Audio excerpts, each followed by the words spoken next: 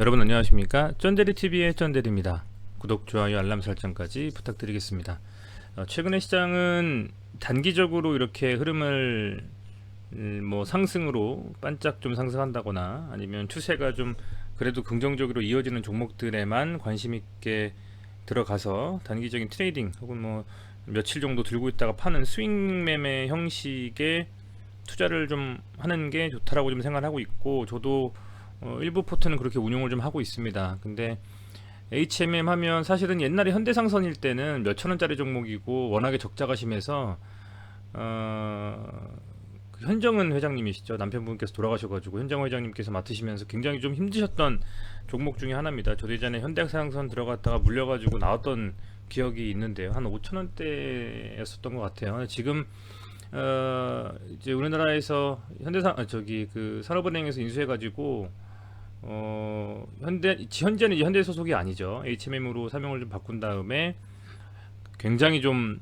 그 폭발적인 흐름을 좀 보여주고 있습니다. 시가총액도 거의 뭐 한 22등 정도 될 정도로 그만큼 흐름이 괜찮고요.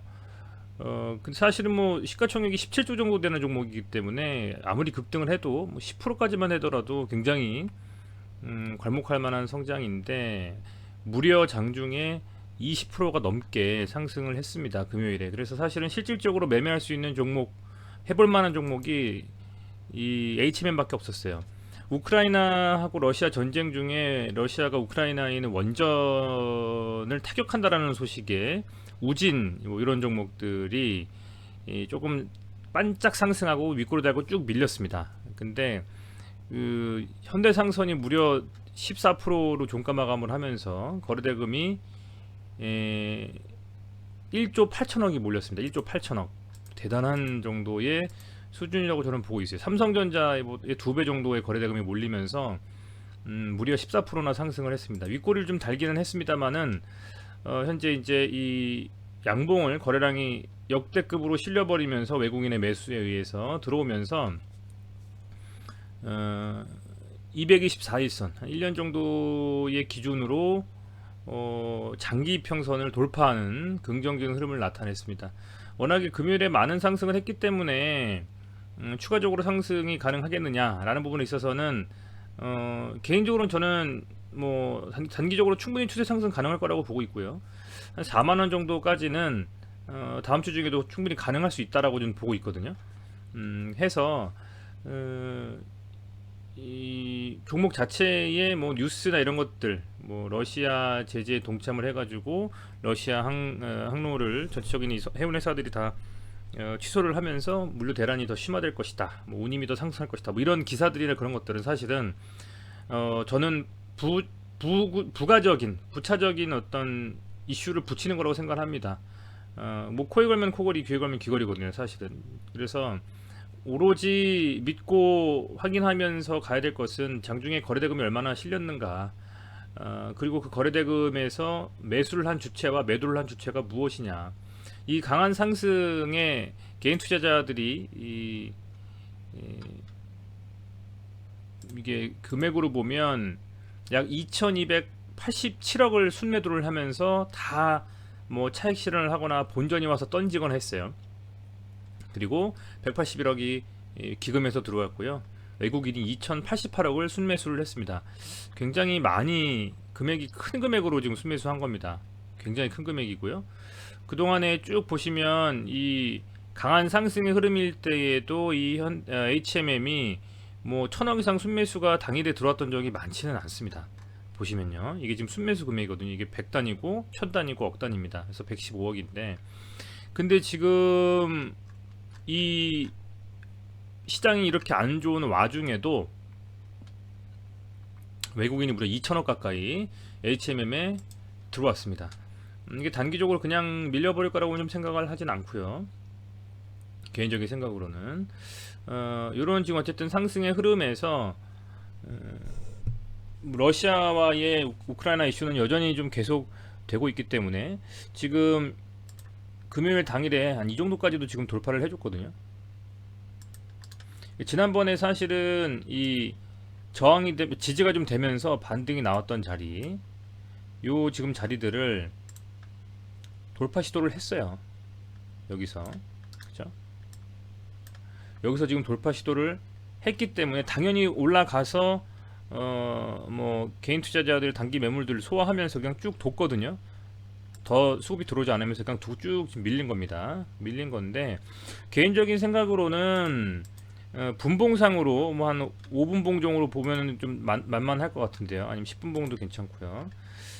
저는 단기 스캘핑 할 때는 3분봉을 보는데 3분봉상으로 이 121선이 깨지지 않고 유지가 된다면 흔들흔들 하더라도 충분히 저는 상승 추세를 유지할 수 있을 거라고 보고, 만약에 눌린다고 하더라도 이 35,000원 정도 장기평선, 이 224일선 정도 수준의 장기평선을 지지만 해준다면 충분히 이 반등이 좀 이렇게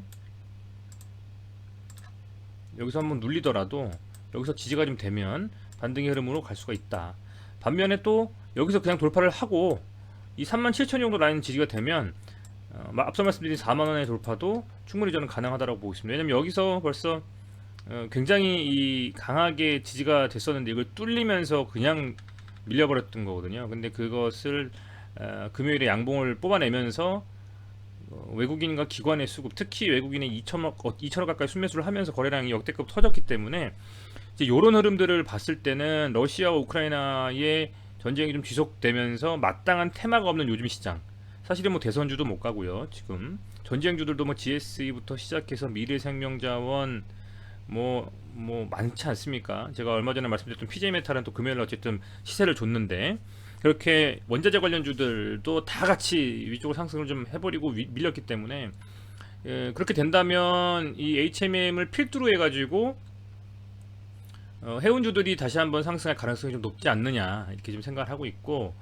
뭐 아울러서 일동제약, 코로나19 치료제 일동제약과 현대바이오, 신풍제약, 박셀바이오, 요런 바이오 관련주들도 움직일 수 있는 모멘텀은 살아있다, 이렇게 좀 생각을 하고 있습니다. 그래서 이 제약바이오에서 몇 종목, 아까 말씀드린 4종목 정도 하고, 해운에서 이렇게 움직이는 흐름들, 그리고 이 최근에 로보라든지 로보스틱스라든지 티로보틱스, 이런 로봇 관련주들 좀 움직였거든요.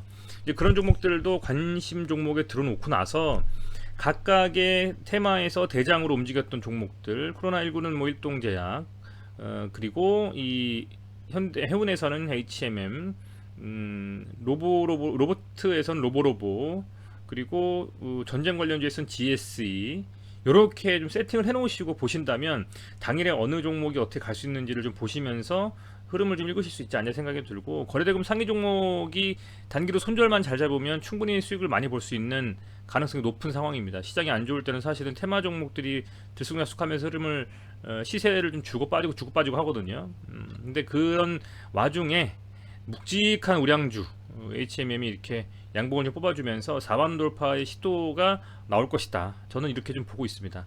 37,000원 정도에서 밀린 것은 지난번에 뭐 지지와 저항 간단한 거잖아요. 여기서 지지가 됐었는데 여기가 좀 깨져버리니까 밀렸던 것을 여기 돌파 시도를 하면서 당연히 물량 소화를 해줘야 되는 상황 아니겠습니까? 그래서 물량 소화를 했다라고 좀 보고 있고, 중요한 것은 장기 평선을 돌파하는 양봉이 나왔다라는 겁니다.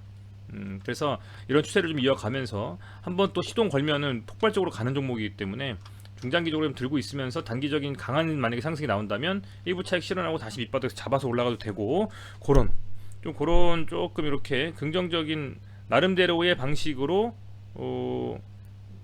가면 좋지 않을까, 저는 좀 이렇게 생각을 하고 있습니다.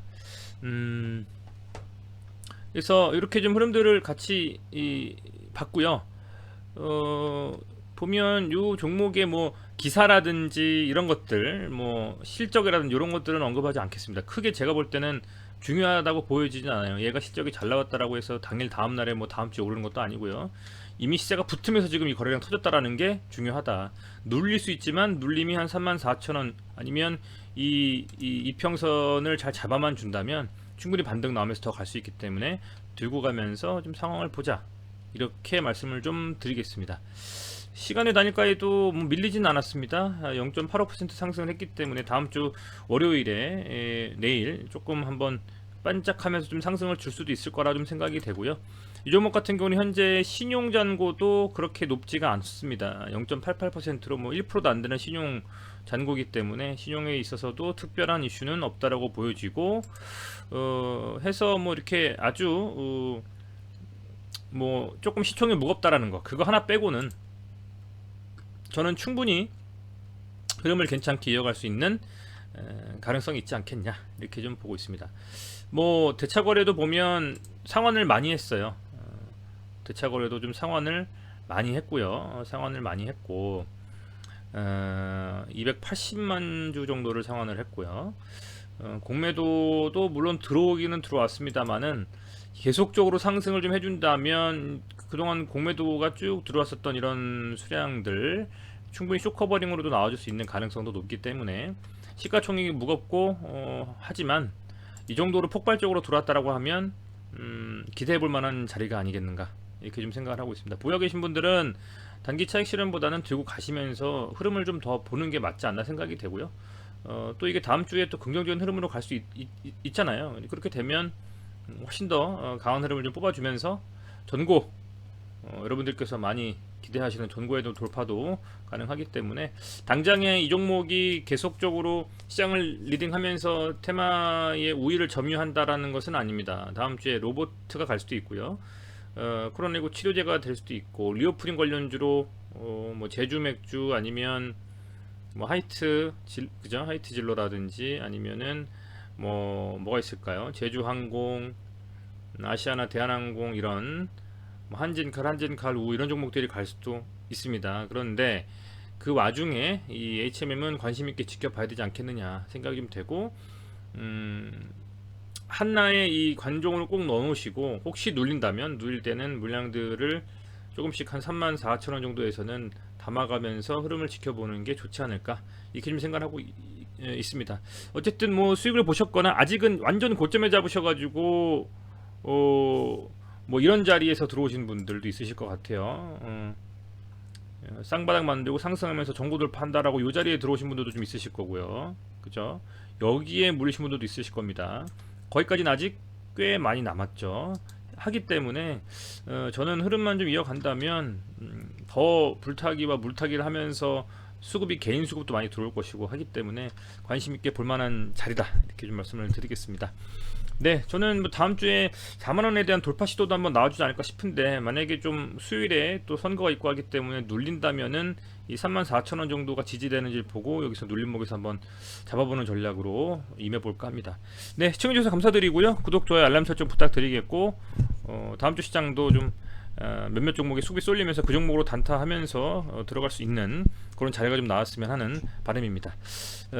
그리고 마지막으로 보면 굉장히 흐름 자체가 금요일에 많이 좀 뭐랄까요 자리자리마다 좀 털릴 수 있는 상황들이 많이 발생했을 거는 같습니다만은 뭐 상당히 좀 정석적인 흐름으로 많이 갔어요. 정석적인 흐름으로 많이 갔기 때문에 살짝 21선 깨면서 눌러주고 다시 상승시키고 살짝 눌러주고 상승시켰다가 여기서 조정을 좀 받고 한번 쫙 끌어올렸는데요. 개인적으로는 뭐 여기서 단기적으로 오늘 당일날 들어와서 수익 보신 분들 많이 있으실 거라 보고요. 그러면서도 뭐 조금씩 털면서 이렇게 좀 내려왔는데 결과적으로 깠을 때 수급은 상당히 좋았고 프로그램 매수도 끊임없이 계속 들어왔거든요. 그렇기 때문에 저는 뭐 아직도 나이스하다고 보고 있는 겁니다. 어쨌든 여기까지 말씀을 드리겠고요. 시청해주셔서 감사드리고 다음 주 시장에서도 또 여러 종목들 말씀드리면서 한번 소통하도록 하겠습니다. 감사합니다.